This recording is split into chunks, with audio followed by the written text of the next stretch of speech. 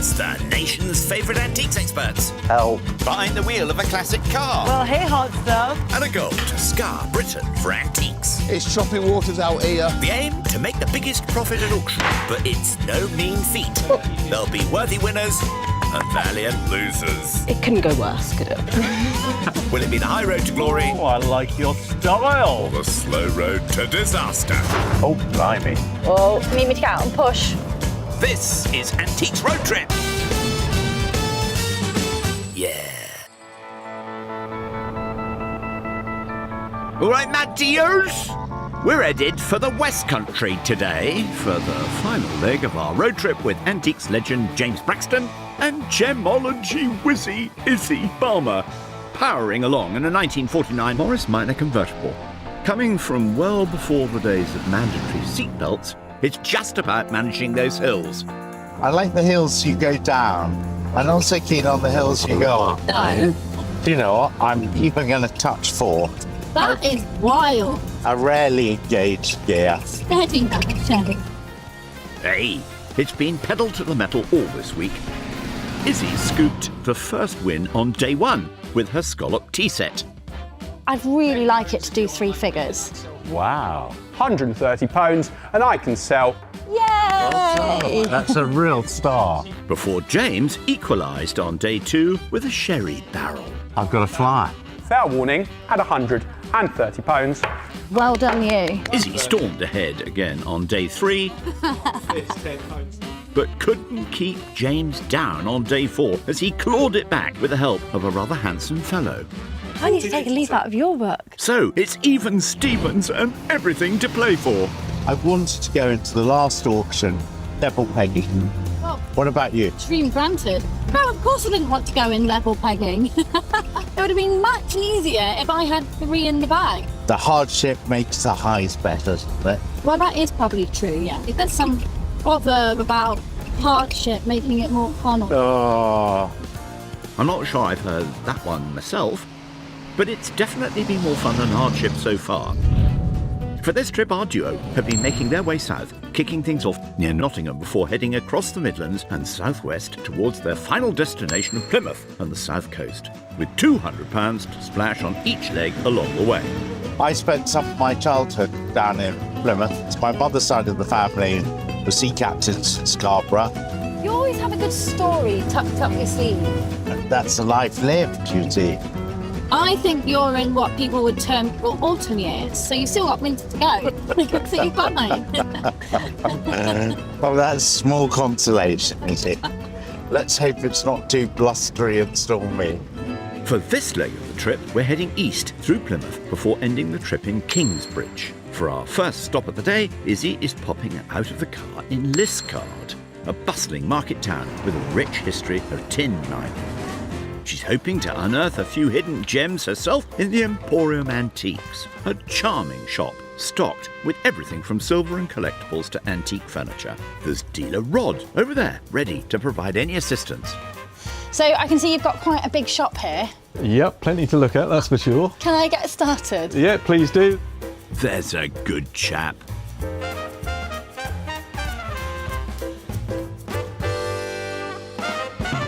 Tiffany silver golfing fob, £20. Sounds quite cheap if it's Tiffany. Let's have a look. Oh, this is a somewhat heavier lid than I was expecting. United States Seniors Golf Association, 1905. Commemorating visit of Kenya Senior Golfing Society, 1956. William N. Dalton. And it is stamped Tiffany & Co. Sterling. Tiffany is an American brand. It originated in the 1800s, but this one is somewhat later. Indeed it did. Founded in 1837 by Charles Lewis Tiffany and his partner J.B. Young. The company started life as a store on Broadway in New York. Profits from that first day's trading totaled just $4.98. The firm's worth a bit more than that now, though. They have become very trendy. You know, a lot of people want Tiffany necklaces, a Tiffany bracelets, and of course, a Tiffany ring. Naming it William N. Dalton, that's not so interesting to a collector. This would have been much nicer if it was just plain on the back. But it's £20 for Tiffany. You know, it's a small item. That'll fit in my pocket. And then I will ask Rod about that later. Yeah, keeping her options open for now. Meanwhile, James has made his way to the ocean city of Plymouth. A place with a reputation for voyage and discovery. And I'm sure there's many things still to be discovered here in Parade Antiques. It's been doing business on Plymouth's historic harbour since 1997. So there should be plenty of stock to look at. Hello, dog. Whoa, whoa, whoa, whoa. Dealer John is also here, ready to lend a hand. Hello. Hello, James. God, it's cabinet upon cabinet upon cabinet. Napoleon, what? Look at this. So we've got a funny beaker. I've always liked beakers because it's something without a handle, without a stem. Oh, hello. There's a bottom here. Not often lost for words, are you, James? You're not blushing, are you? That's rather unusual. Isn't that funny? 1940s. That's sort of 80 years old. I suppose it's in that legacy of frog mugs, isn't it? Where you had a funny frog at the bottom of your tankard. This is just another step. It's that sort of glamorous Hollywood era. It's a bit of fun. What is it? He's got £25 on it.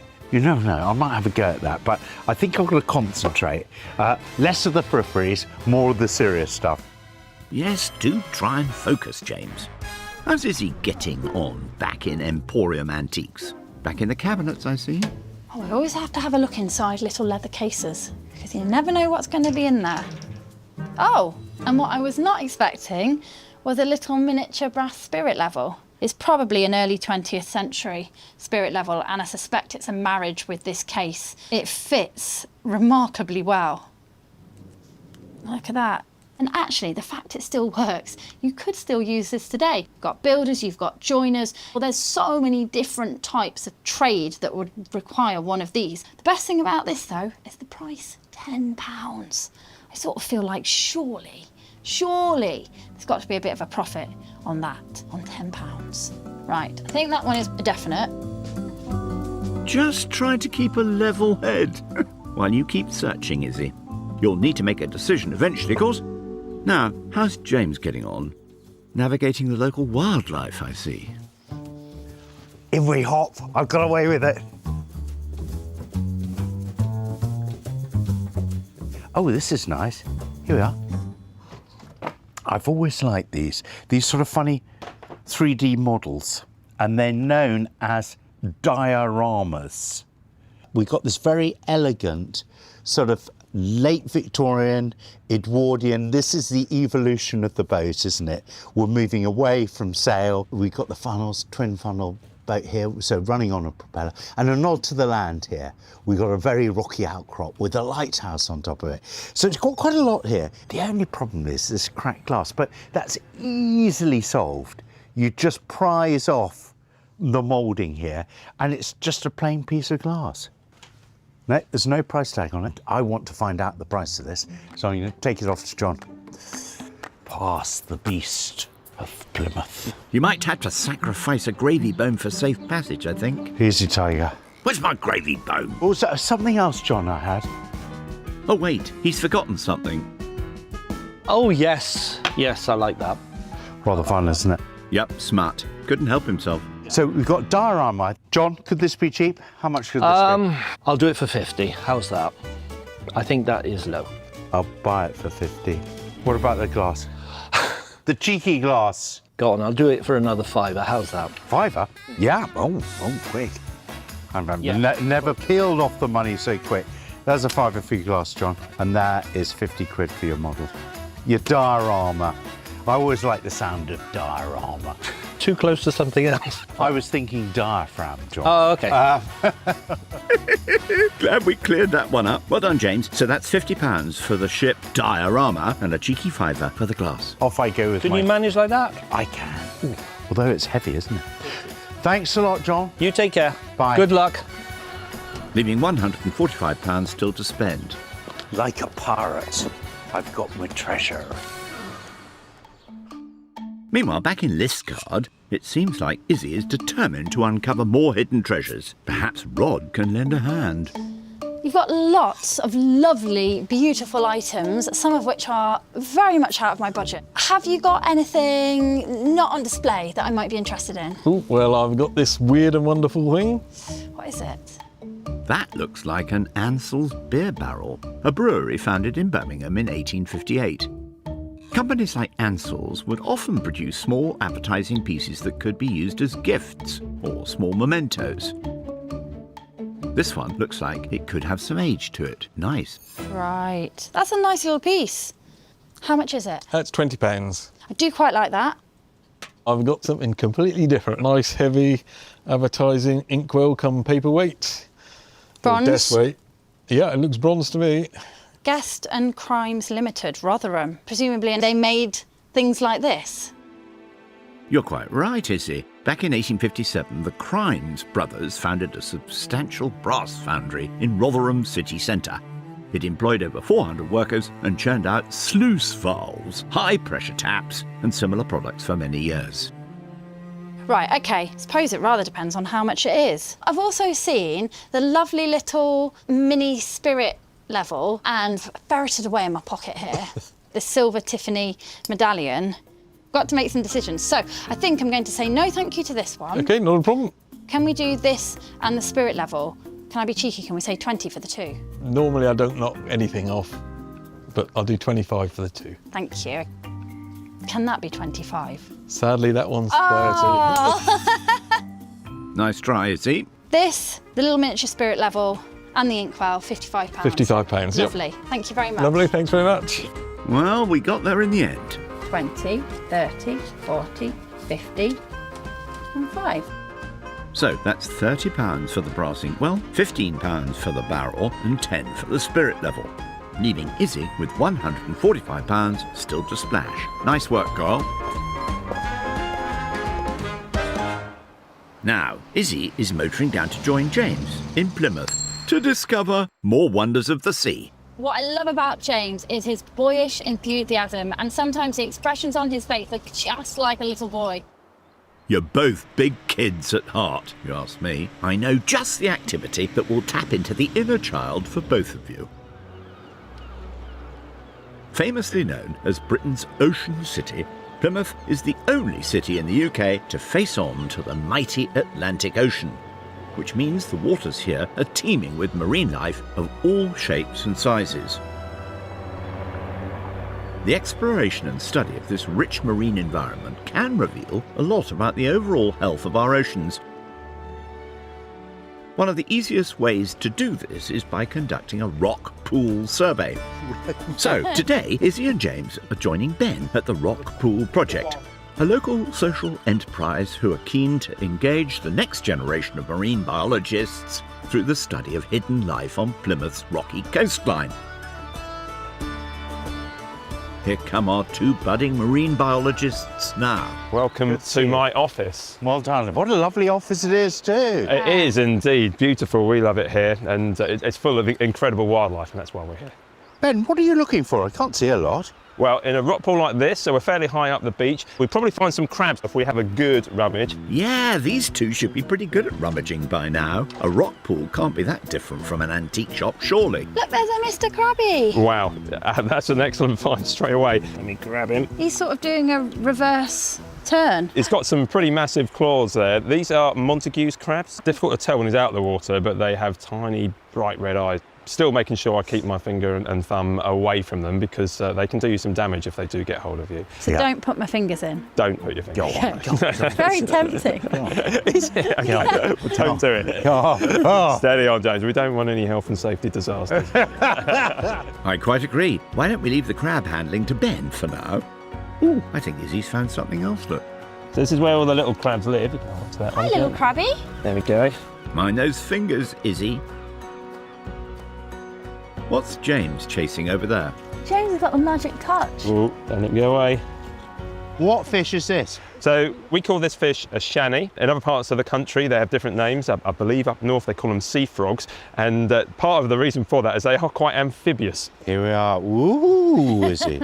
So their gills are adapted So most fish will have scales. These guys have smooth skin, and so they can survive out of the water for hours. They've adapted so these fins aren't just for swimming, they're for walking a bit as well. Fascinating find. So what's the scores on the doors so far? So Team Izzy has found a very big crab. I found haven't you? 2 crabs. 2 crabs. Yes. 2 crabs? I'm on 2 crabs. Yeah, but I found a very rare fish, frogfish. I don't think that's what Ben said about the fish. Ben. I'd have to consult, but shall we call it a draw for now? I think it's time. These two took their surveying career to the next level by delving a bit deeper into the food chain.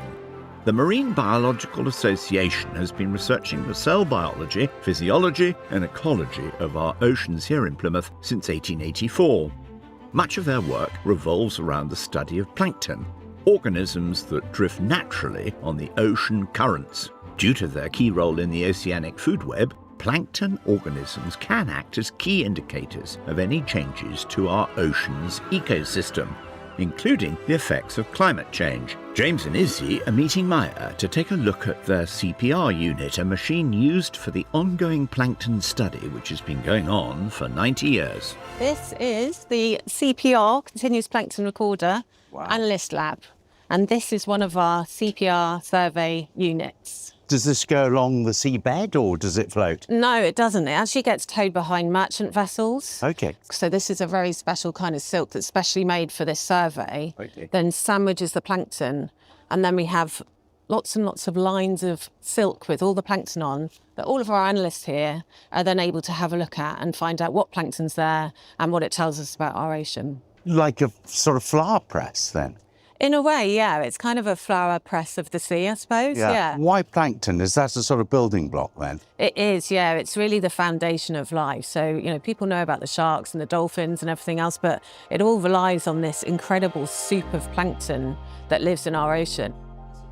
I'm a fan of a good soup. Can we take a look? You're just looking at the plankton itself. You can't see inside the plankton.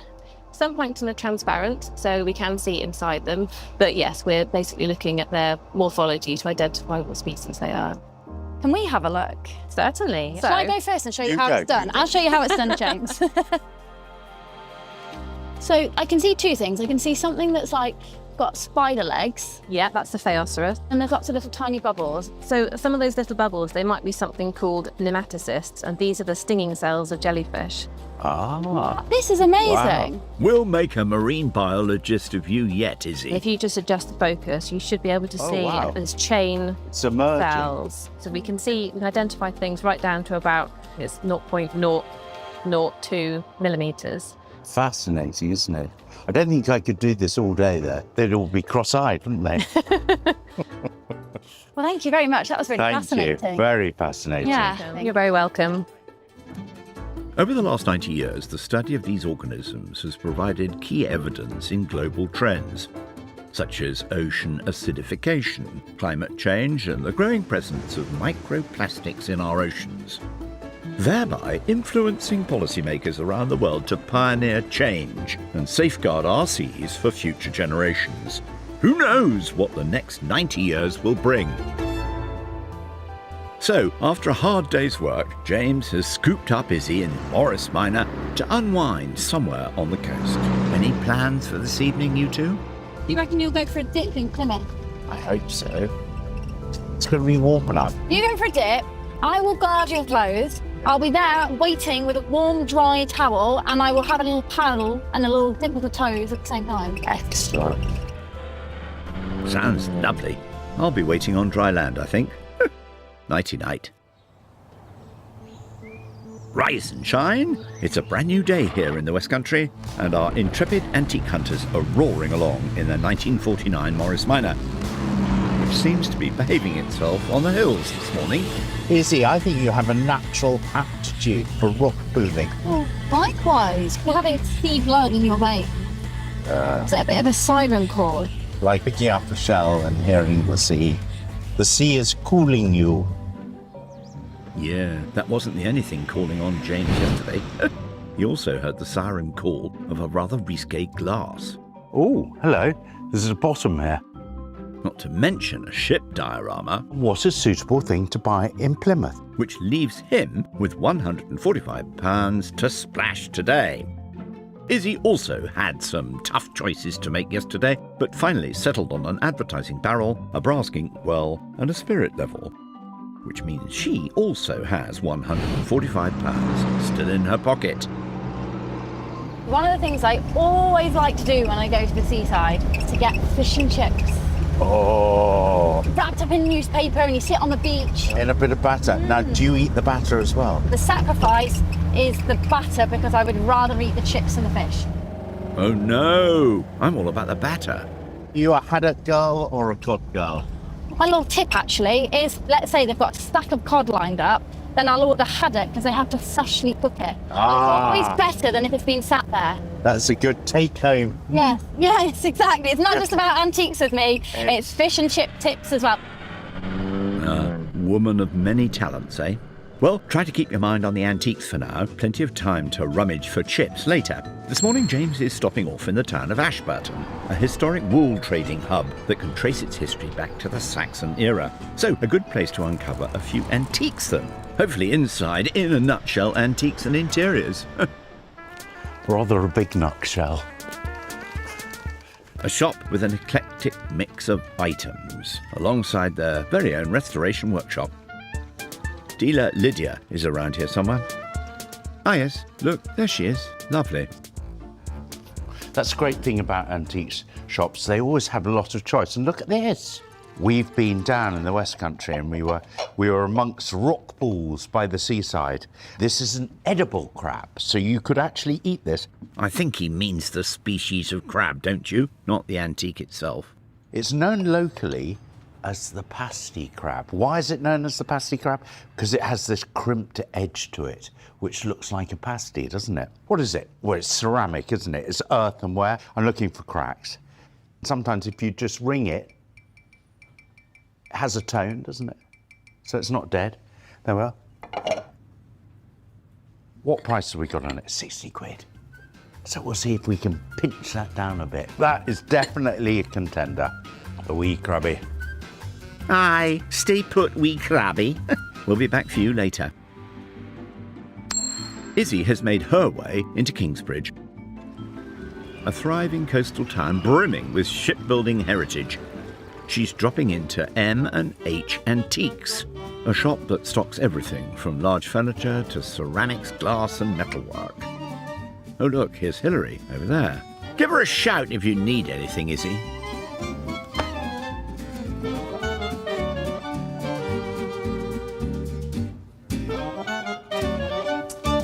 Oh, I've got some heavy cast iron here. Oh, right.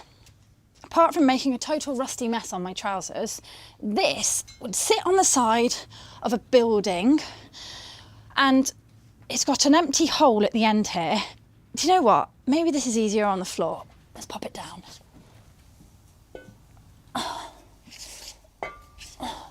Right. I'm imagining one of those lantern lamps where you have the that sort of lantern shape and you've got the wrought or the cast iron frame and then you've got the glass in it and then perhaps you'd have a candle inside of that. I mean, the clue's in the name, Joseph Knight Lamp Co. I love the scroll work. It's a late 19th century piece, this. It might even be a little bit earlier than that, actually. There isn't a price on it. I really like this, and at the right price, I'm definitely interested. Right, I'll leave it down here for now. Don't need to carry this up the stairs unnecessarily.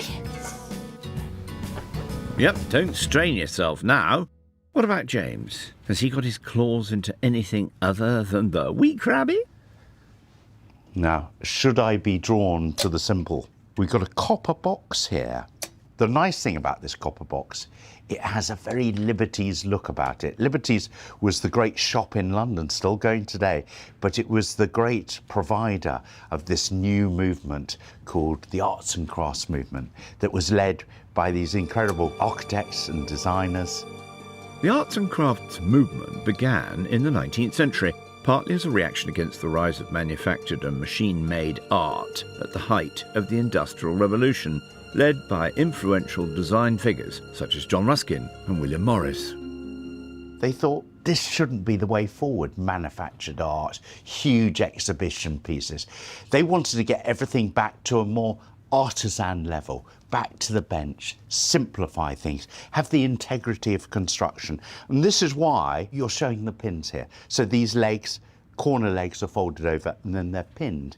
But instead of hiding the construction method is shown.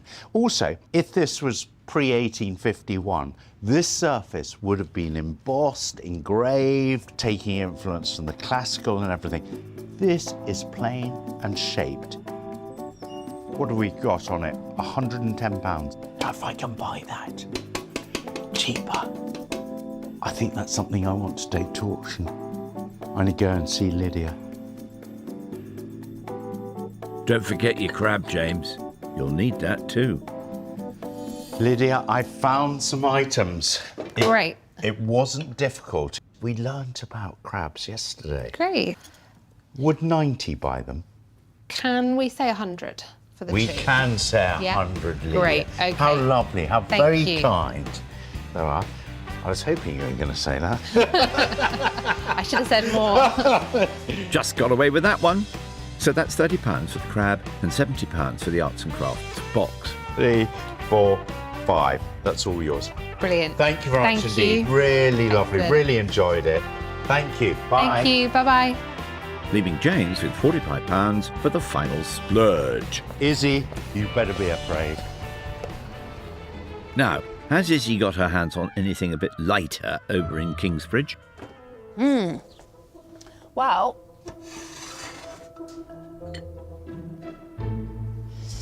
this looks like a bit of calfley. Yes, the Calfley factory ran from around 1775 to 1799 in Shropshire, producing some of the finest soft paste English porcelain of the 18th century. This pattern, it isn't one of the rarest. Some calfley is very, very valuable and very desirable, much like with Worcester, because there can be some very rare patterns. And whilst this one's hand painted, even the transfer printed ones, if it's rare or in a rare colourway, can be very valuable. Now, the teacup is lovely. The saucer has sadly been dropped and repaired, but it's nice to have the two together. Staggering, isn't it? 250 years old. It'd be nice to give it a new home. Certainly would. Let's see if Hilary can accommodate. Hilary. Hello. So I've seen a few bits that I really like, but they haven't got prices on. So I've got the calfley or corfley teacup and saucer. Also, what I think might be for a street lamp, like the street lamp cast iron bracket, also downstairs. So I actually have no idea whether these things are in my budget or not. Okay. For the Corfley, because of the damage, I could do it for 15. Okay. I could do the cast iron flag stand for 30. So that would be 30, 45. Can we say 40? Yes, I think today we could say 40. Excellent. Thank you very much. Super. Lovely. Thank you very much. That's a good deal. 10, 20, 30, 40. Lovely. Thank you very much, Izzy. £25 for the cast iron and £15 for the cup and saucer, leaving her with £105. James has headed down to Kingsbridge to join Izzy for a spot of lunch, and he's taken the opportunity to tick something off his bucket list. Izzy, how are you? You are. I wonder where you got to. Come and join me. You're admiring this lovely view. I brought you a little lunch. Oh, it's warm. It's warm and quite heavy, isn't Is it? this a Devon pasty? It is a Devon pasty. Oh, traditional. Huge. Steak. Traditionally, you don't eat this bit, do you? Because it's your dirty fingers. No. No, don't put your eaten one in my bag. Put your eaten one in your bag. This is delicious, but if I'm not careful, I know what you're about here. If I eat all this, I'll be a slugabed, and then I won't spot any of those good antiques because I'll be too full from eating my pasty. I'm going to get ahead of you. No, Bye. no, James. Bye. He set a pasty trap, very clever. James is grabbing a head start here in the Kingsbridge Antique Centre, home to 20 dealers spread across 5 rooms. There's bound to be some bargains hiding in here. Dealer Geoffrey is manning the fort today. Hi, Geoffrey. Enjoy your tea. Oh, the Antique Centre. What treasures lie within? What's this? A big old press in here.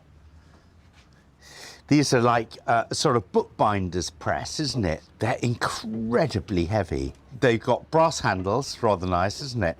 And they're mainly made of cast iron, £120. Quite expensive, you know.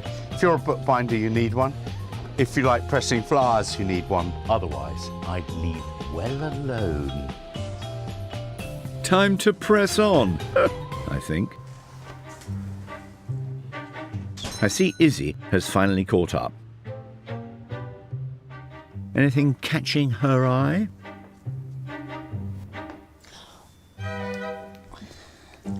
Now this is very pretty. It's Victorian and it's a tray. The Victorians just loved decorating things. We call it foliate scroll, so it's kind of a scrolling design, but it looks a bit like leaves, or perhaps is leaves. As lovely and as beautiful as it is, these sorts of items, people don't want or use them in the same way anymore. Nice, but not for me.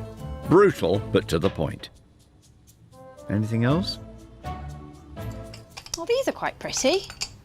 And very dusty. These are little side plates and you'd have a little finger sandwich or finger triangle or a little piece of cake on them. I was attracted to them because they're hand painted. Butterflies, flowers, you've got this lovely gilding, but the condition isn't fantastic. There is a loss of gilding. Even though they're cheap at £18, I can't see a profit in those. Certainly not mincing your words today, are you? I wonder if James is also feeling the pressure. Oh, what a lovely geranium. Certainly doesn't appear so. We could all use some of that carefree attitude in life. Oh, look at this. What have we got here? Hey, I like these. I wonder if these have any age. And this is Italian Maiolica. Why do I say Italian Maiolica? Well, it's got a famous mark, the Cantagalli mark, the singing cockerel. Why the singing cockerel? Well, in the Italian language, Cantagalli, the family name of these potters, it translates and illustrated as the singing cockerel. Beautifully decorated. And we got 1, 2, 3, 4, 5 plates. There we are, all little, all very different, you know.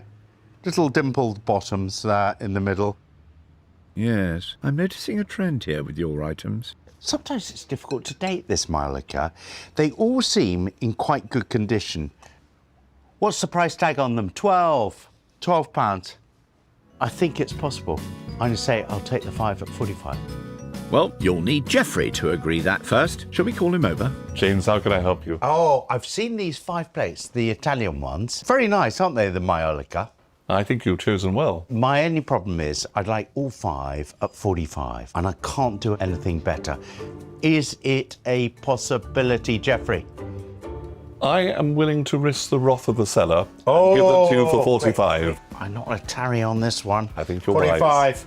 That's a rush cash purchase. Thank you very much indeed. Thank you. Thank you. Mission accomplished. So that's £45 for the Majolica plate set, meaning James has spent every last penny of his budget. That's what we like to see. And I'll come back and pick them up. No problem. Thank you. I'll follow you. Meanwhile, I think Izzy is still searching.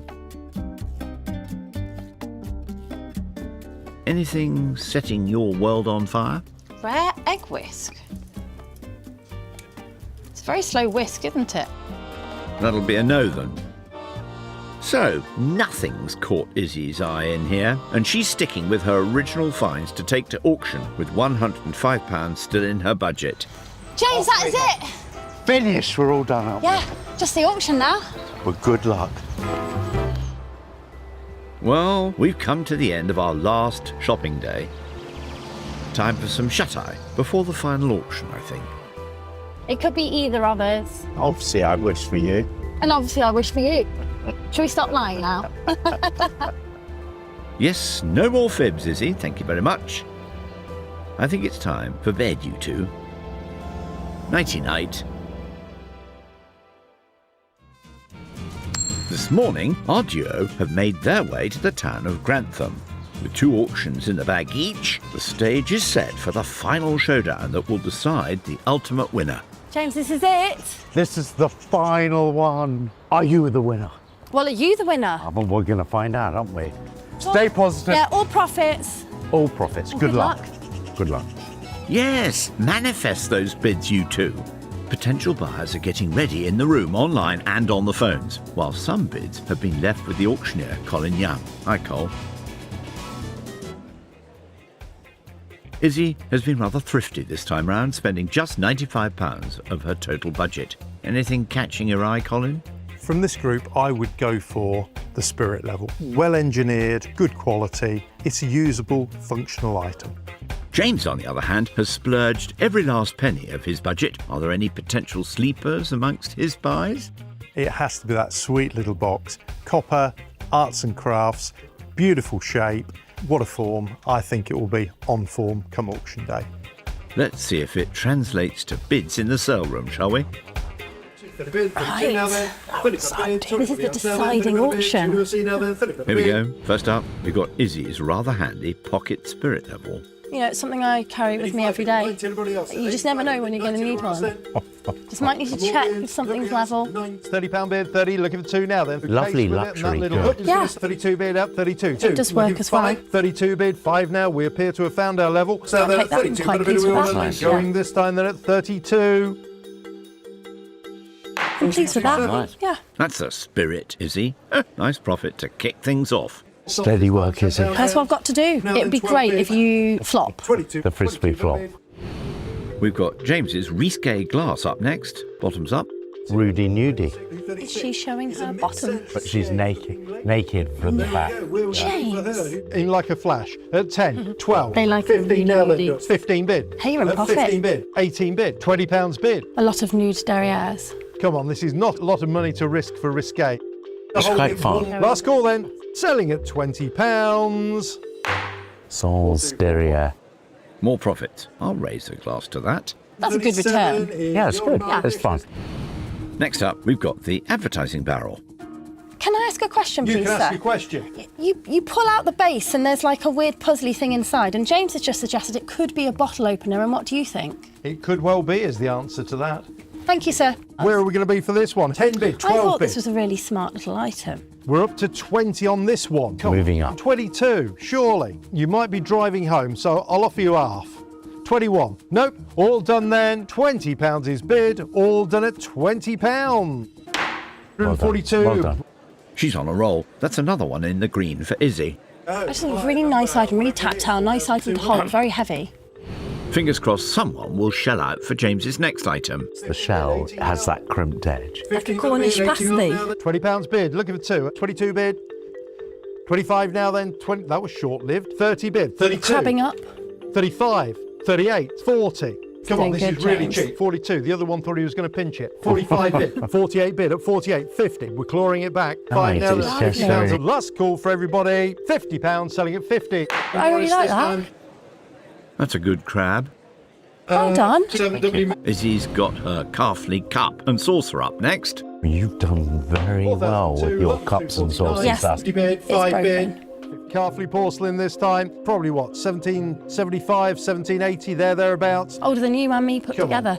£10. No. It would grieve me to start any less. 10 bid, 12 bid. Come on, How got much a race should we on here. 15 bid, 18, 22 bid, 25 in the room, 28, 30. double money. £30 in the room then. You're out online. That's all right. The damage didn't put the bidders off that one. Well done. 1482. Well done. I wonder if the same ceramics lovers will fork out for James's Majolica plates. Why are you grimacing at me, James? 5 Nobody's plates. going to bid me that. They're Move Italian. on. You're still grimacing at me.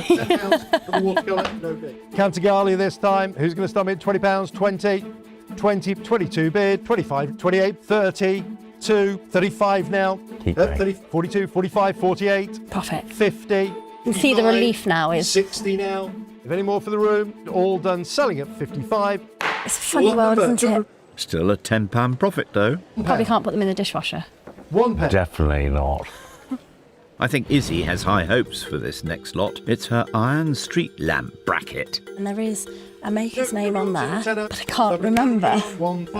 Can't remember who the maker's name is. That would be Joseph Knight Lamp Co, Izzy. 10, 12, Just one. Yeah. 15, 18 now. It's nice. 18 bid, 20, 2, 25 now, 28. Oh, what is it? Come on, don't leave me hanging. goes this time then at £28.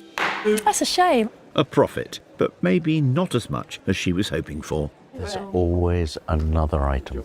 There is. Always another item. Now, what about James's ship diorama? Will it sink or swim, I wonder? Beware, rocks alert. Rocks alert. Start at £80 for it. 30. It's not Nice. where they And start, we- it's where he ends. Are we bid 30? We're not. That's a shame. To mention the lighthouse. Nobody wants it. Let's start at £1. 1 bid, 5 bid, 8 bid, £8, 10, a 10 bid a bid, 10, 12, 12 bid, 12, 15, 15, 18, 18 bid, 18, 20, 20 bid a bid, 20 and 2 now. that's crazy. 22 bid. Any more bids? Keep going. 25 bid, 28 in the room, 30. James is still going. We have calm waters on the screens, £32. It's my first longs. Oh dear, James might be going down with the ship after that one. Take the first. Oh, I've had loads already. Reception. Welcome to the losers. It's not over yet. We've got Izzy's charming little brass inkwell up next.